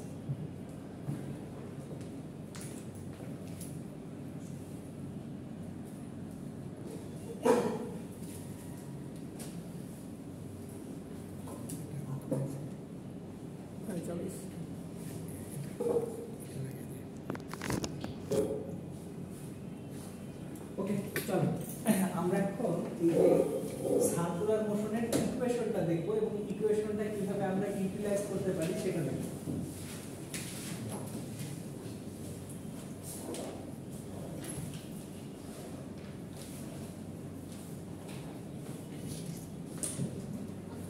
মানে এই যে সার্কুলার মোশন থেকে আমাদের একটা সাইন ওয়েভ ক্রিয়েট হলো, এই ওয়েভটা আসলে কিভাবে এক্সপ্রেস করব ইকুয়েশন দিয়ে সেটা দেখব। ধরুন এটা হচ্ছে আমাদের টাইম t ইকুয়ালস টু 0 টাইমে সেখানে আছে এবং after a particular time t সেখানে আসলো, এট t equals two t time সেখানে আসছে, অ্যাঙ্গেল ক্রিয়েটেড ইজ থিটা। এখন ম্যাক্সিমাম যে ডিসপ্লেসমেন্টটা ফ্রম ইকুইলিব্রিয়াম, এটা হচ্ছে আমাদের ইকুইলিব্রিয়াম পজিশন, এই পজিশনটাকে কি বলবো আমরা? ইকুইলিব্রিয়াম পজিশন বা সাম্যাবস্থা। এটা হচ্ছে ইকুইলিব্রিয়াম পজিশন, বাংলায় যেটাকে বলা হয় সাম্যাবস্থা। তাহলে এই যে সাম্যাবস্থান থেকে আমরা সবসময় ডিসপ্লেসমেন্ট বা সরণ মাপি, সো এটা অলওয়েজ মাথায় রাখতে হবে। ডিসপ্লেসমেন্ট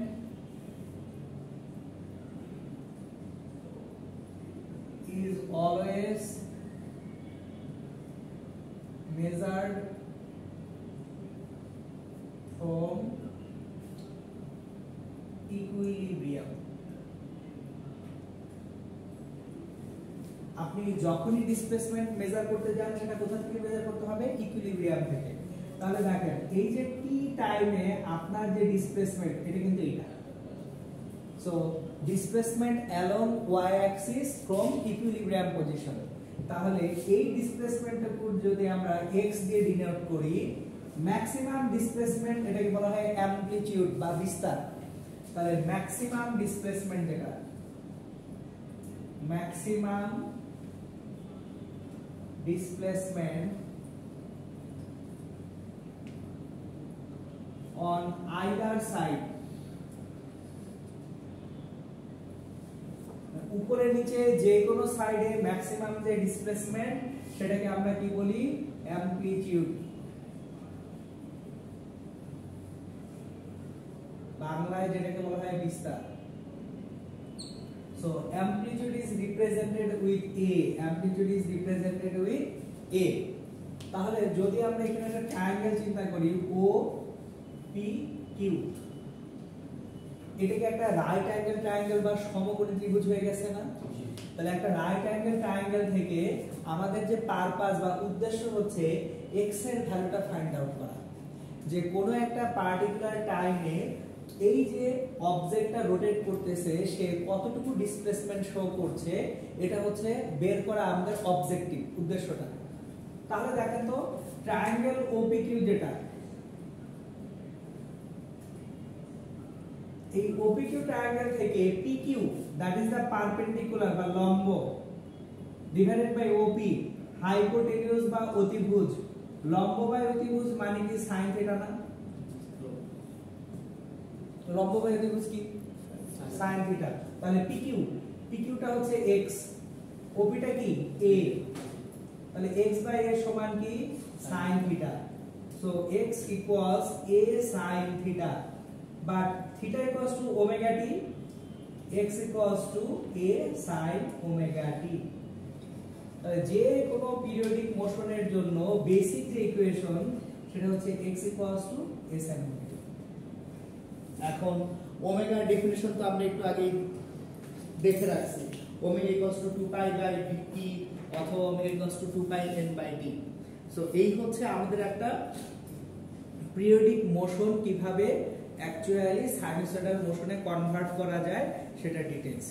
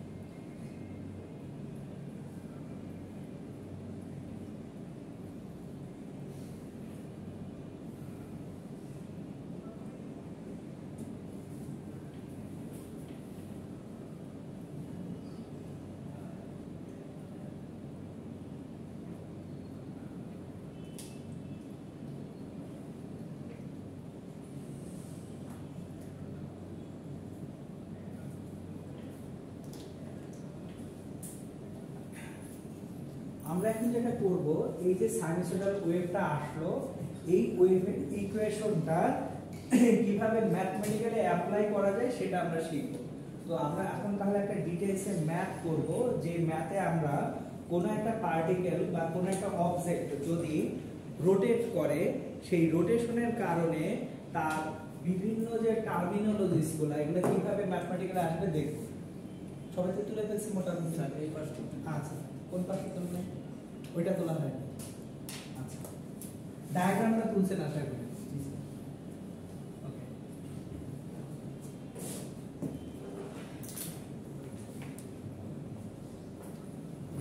আমরা কোশ্চেনটাকে আগে লিখি, ম্যাথ করার জন্য কোশ্চেনটা question.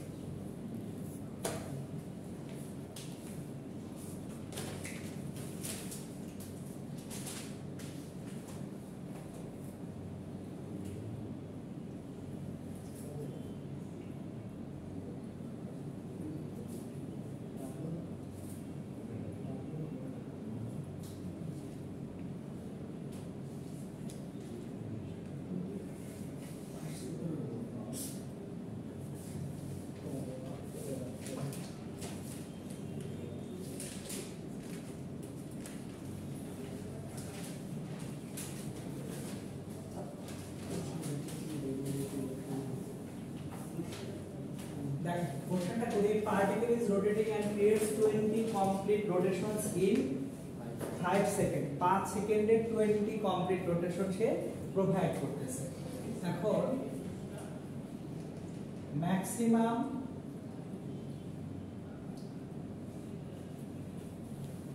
displacement from equilibrium is 10 centimeter। তাহলে maximum displacement from equilibrium 10 centimetre, that means এটা আমাদের অ্যামপ্লিটিউডটা দিয়ে দিল, অ্যামপ্লিটিউডটা হচ্ছে 10 সেন্টিমিটার। এখন question 1, find out time period of this periodic motion.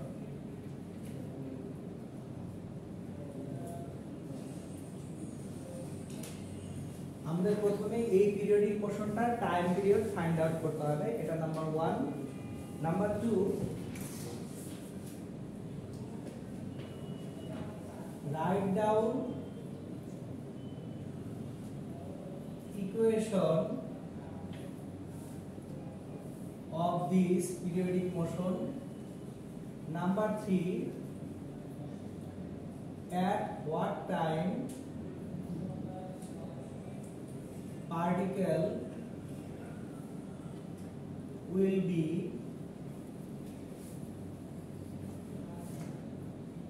at a distance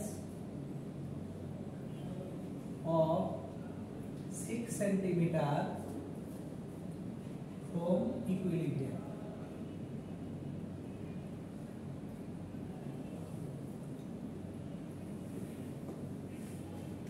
তাহলে আমরা ইন জেনারেল একটা পিরিয়ডিক মোশন দেখছি, যে পিরিয়ডিক মোশনের আমরা কি জানি, শুধুমাত্র জানি হচ্ছে 20 কমপ্লিট রোটেশন দিচ্ছে সে 5 সেকেন্ডে, ম্যাক্সিমাম ডিসপ্লেসমেন্ট ফ্রম ইকুইলিব্রিয়াম দেওয়া আছে 10 সেন্টিমিটার, দ্যাট মিন্স অ্যামপ্লিটিউড দেওয়া আছে।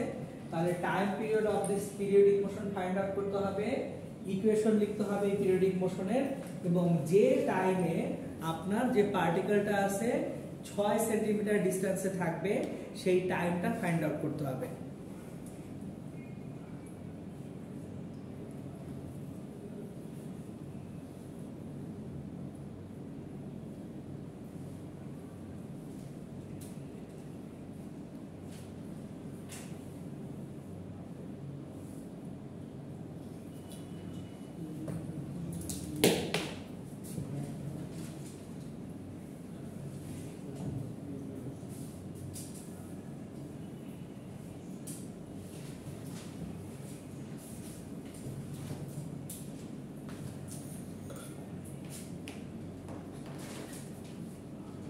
একটু ট্রাই করেন তো ম্যাথগুলি করার।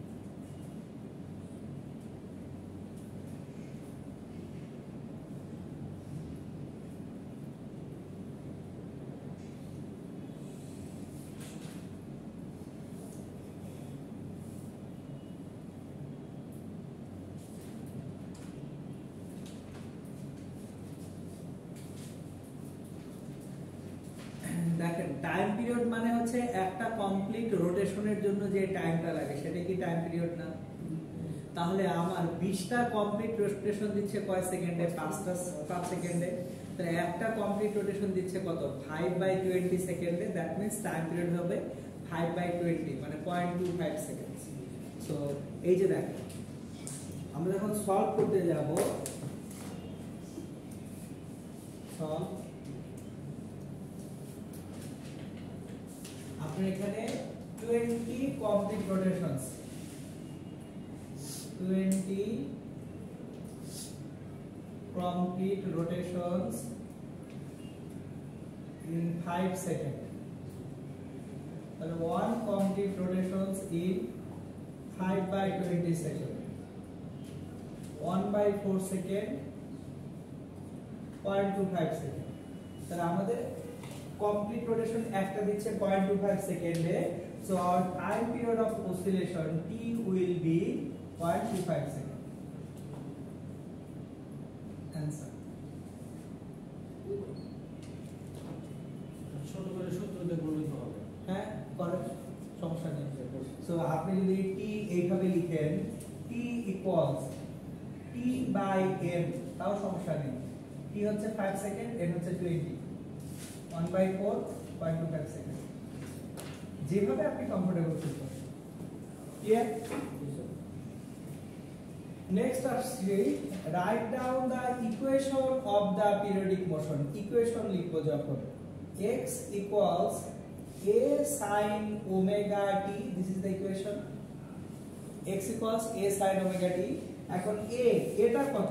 10 সেন্টিমিটার, 10 sin omega হচ্ছে 2 pi by t, এখন t তো পেয়ে গেছি 0.25 into t, এবং এটার ইউনিট হবে সেন্টিমিটার। খেয়াল করো, আমার যদি অ্যামপ্লিটিউডটা হয় সেন্টিমিটারে, অ্যামপ্লিটিউড মানে কি? ম্যাক্সিমাম ডিসপ্লেসমেন্ট, যে এর থেকে বেশি ডিসপ্লেসমেন্ট হতে পারে না।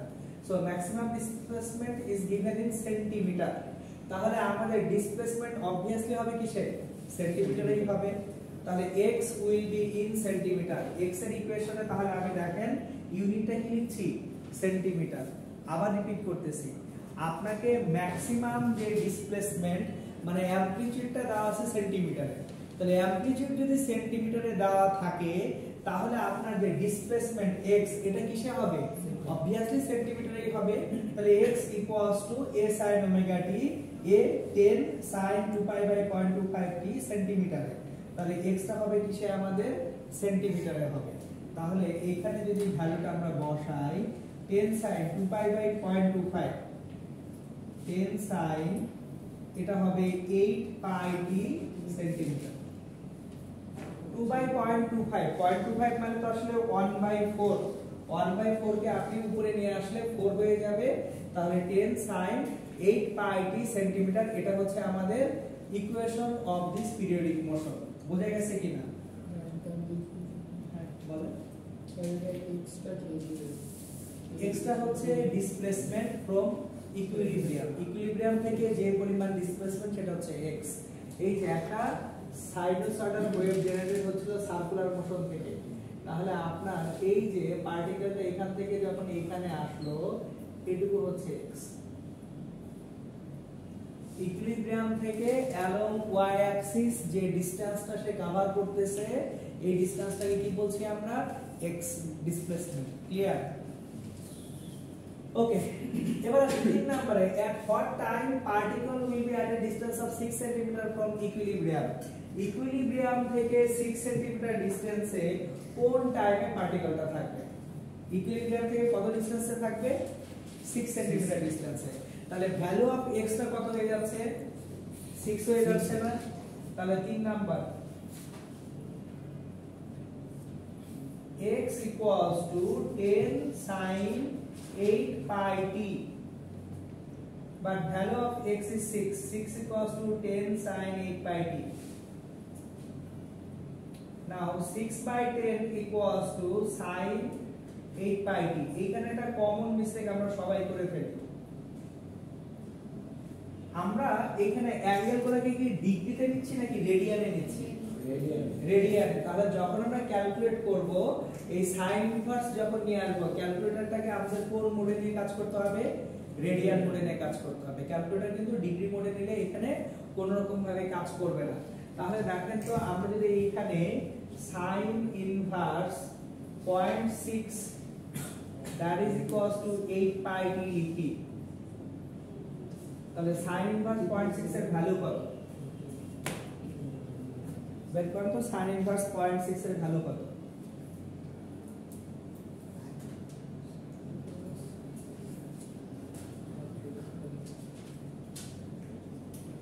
রেডিয়ান মোডে সাইন ইনভার্স 0.6 এর ভ্যালু কত? 0.64 ওকে, 0.64 রেডিয়ান, 8 পাই টি। তাহলে টি এর ভ্যালু হবে 0.64 ডিভাইডেড বাই 8 পাই সেকেন্ড। তাহলে 0.64 ডিভাইডেড বাই 8 পাই যেটা হয় সেটাই হচ্ছে অ্যাকচুয়ালি আমাদের অ্যানসার, যে এত টাইম পরে তার ডিসপ্লেসমেন্ট বা সরণটা ইকুইলিব্রিয়াম বা সাম্যাবস্থান থেকে কত সেন্টিমিটার দূরে হবে? 6 সেন্টিমিটার দূরে হবে। বুঝতে পারছি কিনা সবাই?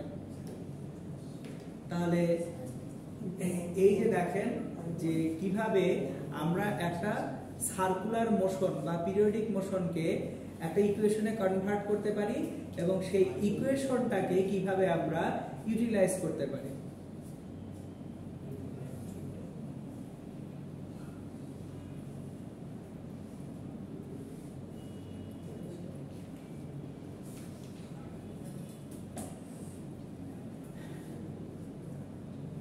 আমরা আজকে আরেকটা প্রবলেম করব, এটা ছিল একটা just theoretical problem.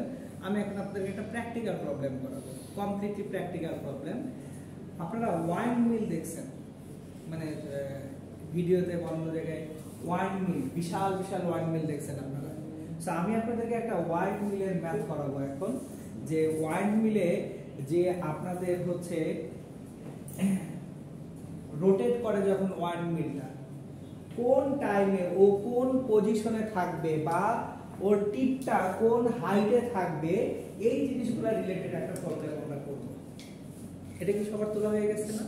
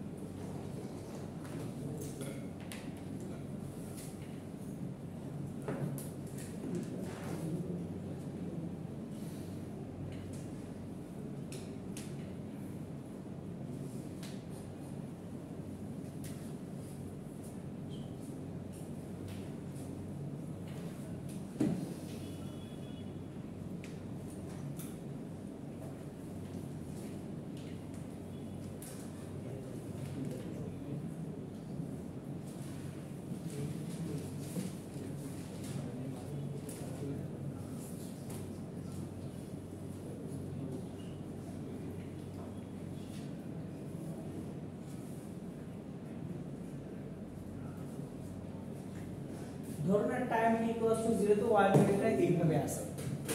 So ground থেকে এই জায়গাটার যে হাইটটা, গ্রাউন্ড থেকে এই পর্যন্ত height, this height is 70 meter, this height is 70 metre.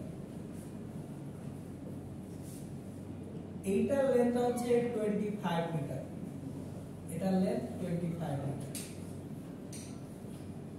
এই পয়েন্ট হচ্ছে পি। So কোশ্চেনটা করা হলো, if the blades give a complete rotation in 10 seconds, এই ব্লেড গুলা প্রত্যেক 10 সেকেন্ড একটা কমপ্লিট রোটেশন দেয়, 10 সেকেন্ড সময় লাগে একবার ঘুরে আসতে। Then at what time after starting point P will be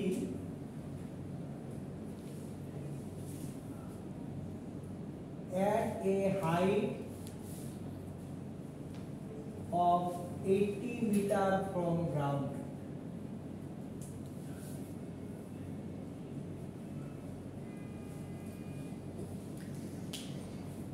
আমার যে পি পয়েন্টটা আছে, এটা কত সময় পর রোটেশন স্টার্ট করার কত সময় পরে গ্রাউন্ড থেকে কত মিটার হাইটে থাকবে, 80 মিটার হাইটে থাকবে গ্রাউন্ড থেকে। এটা হচ্ছে আমাদের ম্যাথটা।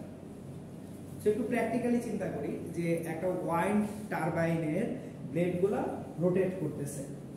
এখন আপনি কোনো একটা পার্টিকুলার মোমেন্টে কিছু একটা ইঞ্জিন স্টার্ট করবেন বা কিছু একটা সিনক্রোনাইজ করবেন, তাহলে আপনাকে তো জানতে হবে কোন টাইমে পয়েন্টটা ওই পার্টিকুলার পয়েন্টে যাবে। সো আমাদের এইখানে গ্রাউন্ড থেকে হাইটটা হচ্ছে 80 মিটার, তাহলে পি পয়েন্টের ডিসপ্লেসমেন্টটা কি 80 মিটার, নাকি পি পয়েন্টের ডিসপ্লেসমেন্ট কত হবে? গ্রাউন্ড থেকে পি পয়েন্টটা শুরুতে আছে 70 মিটার হাইটে, তাহলে আসলে ইকুইলিব্রিয়ামটাই আছে 70 মিটার হাইটে। তাহলে P.80 মিটার হাইটে যাওয়া মানে অ্যাকচুয়ালি সে 10 মিটার সরে যাওয়া। দেখেন আমাদের এখানে জিরো টাইমে অবজেক্টটা যে জায়গাটায় আছে এইটাকে আমার ইকুইলিব্রিয়াম পজিশন না, তাহলে ইকুইলিব্রিয়াম পজিশনই তো 70 মিটার হাইটে, তাহলে গ্রাউন্ড থেকে 80 মিটার হাইটে আছে মানে সে ইকুইলিব্রিয়াম থেকে কয় মিটার গেছে, তাহলে x এর ভ্যালু কত, 10 মিটার। বুঝতেছি কিনা সবাই? সো আমার যখন P পয়েন্টটা অ্যাকচুয়ালি 80 মিটারে গেছে, আমি যদি ডায়াগ্রামটাকে আবার এখানে একটু ড্র করি, লেটস সে এখানে আমি আবার ড্র করলাম, এইটা আমার রেফারেন্স লাইনটা x অ্যাক্সিস। তাহলে P পয়েন্টটা অ্যাকচুয়ালি এইখানে যখন আসতেছে গ্রাউন্ড থেকে 80 মিটার, এটা গ্রাউন্ড থেকে 80 মিটার, তাহলে গ্রাউন্ড থেকে এটাই তো ছিল 70 মিটার, তাহলে এই হাইটটুকু কত, 10 মিটার।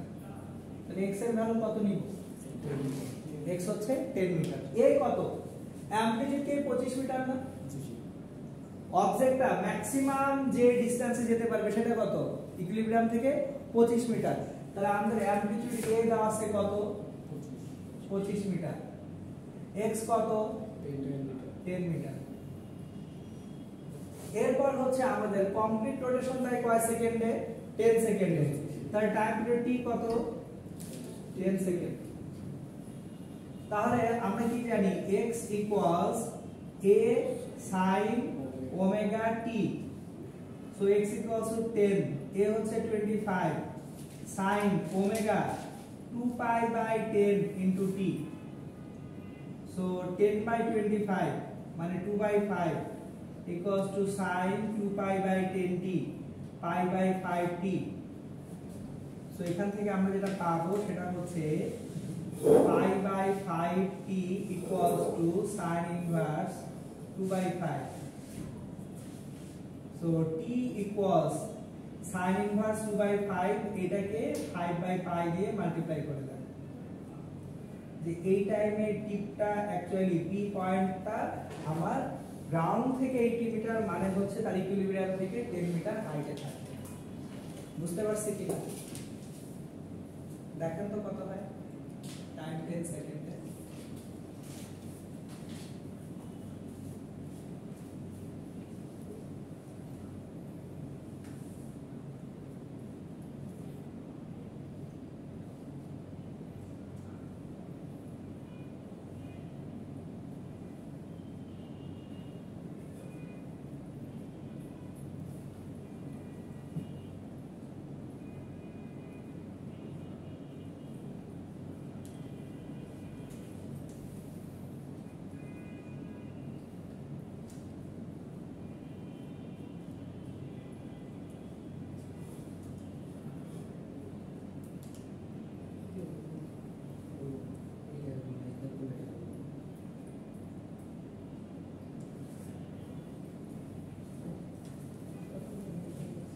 এটাও কিন্তু আপনাকে রেডিয়ানে রাখতে হবে, sin inverse 2 by 5 কিসে নিতে হবে, ক্যালকুলেটরটা রেডিয়ান মোডে না, রেডিয়ান মোডে নিয়ে ক্যালকুলেট করেন।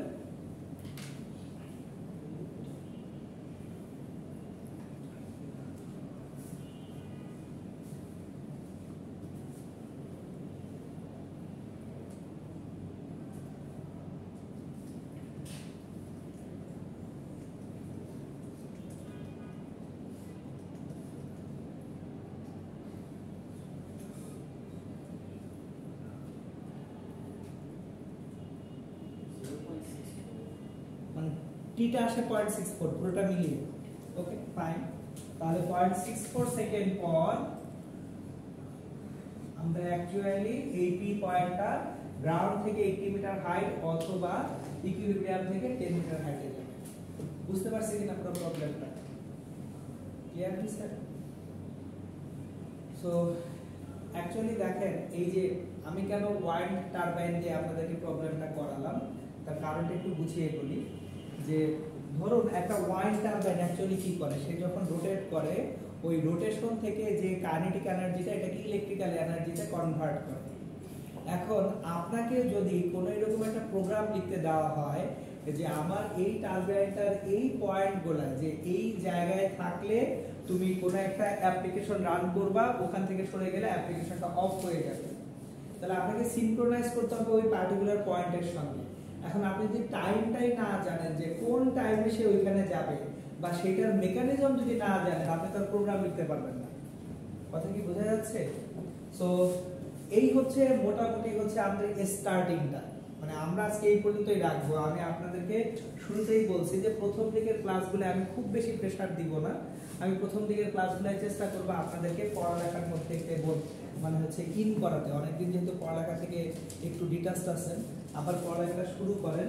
এবং আবারও বলতেছি যে আমার ক্লাসের পড়ানোটাই যেহেতু অ্যাসাইনমেন্ট, আজকে পর্যন্ত যা পড়ালাম সেটা আপনারা লিখে রাখেন। আচ্ছা, কিছু জিনিসপত্র একটু বলে দিই অ্যাসাইনমেন্টের জন্য, কিছু নিয়মাবলী আমি আবার একটু রিপিট করে দিই। নাম্বার 1, আমি অ্যাকচুয়ালি আপনি কি বাসায় লিখতেছেন কিনা সেইটা দেখা আমার জন্য জরুরি। এটা চারু কারু কলার অ্যাসাইনমেন্ট না। সো দয়া করে সৌন্দর্য বিবর্ধন করতে যে টাইম নষ্ট করেন না। হ্যাঁ, খাতায় একটা মার্জিন থাকলে ভালো, কিন্তু সেই মার্জিনটা আপনি জাস্ট স্কেল দিয়ে না করে কাগজ ভাঁজ করে ফেললেও মার্জিন হয়ে যায়। Both side of the paper use করেন, মানে কাগজের অপচয় করেন না। রিসোর্স ইজ লিমিটেড, ইঞ্জিনিয়ার হতে আসছেন, resource is always limited. Limited রিসোর্সটাকে ইউটিলাইজ করবো আমরা। সো কোনোভাবেই কাগজের অপচয় করা যাবে না, বোথ সাইডে লিখতে হবে।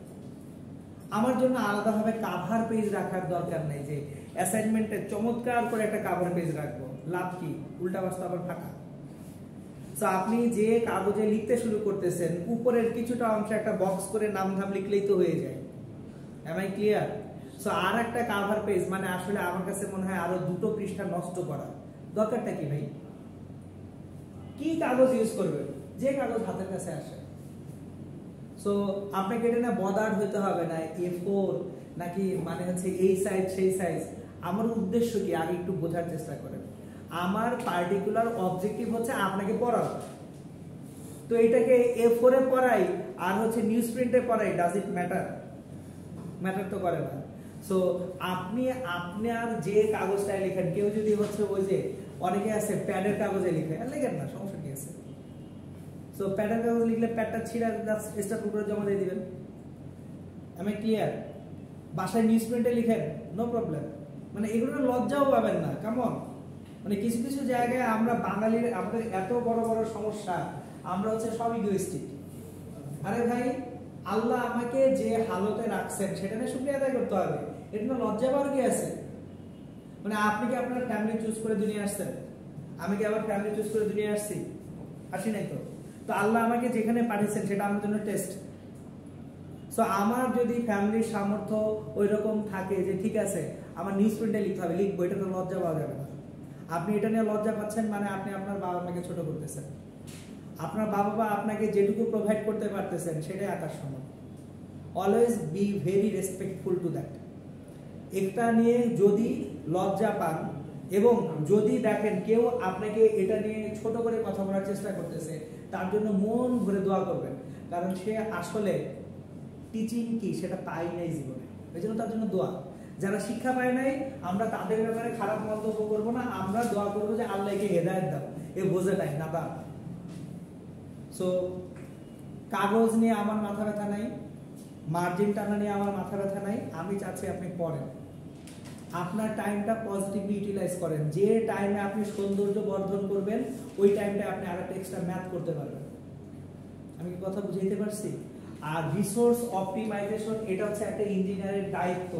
সো কাগজের অপচয় করবেন না, যে সুন্দর মতো বিশাল বিশাল করে জায়গা জুড়ে লিখে লেখার ফন্ট সাইজ একটু চেষ্টা করেন কমাতে, লাইন স্পেসিং গুলো একটু চেষ্টা করেন কমাতে, তাহলে আপনি এক পেজে অনেক লেখা লিখতে পারবেন। দেখা যাবে আপনি পেজে মোটামুটি 25 থেকে 30 লাইনও লিখে ফেলতে পারবেন যদি ফন্ট সাইজটা একটু ছোট হয়, লাইন স্পেসিং গুলো একটু কম হয়। আপনার নিজেরও পড়তে ভালো লাগবে, দেখতে ভালো লাগবে। ক্লিয়ার? ওকে, তাহলে আজকে ইনশাআল্লাহ এই পর্যন্তই।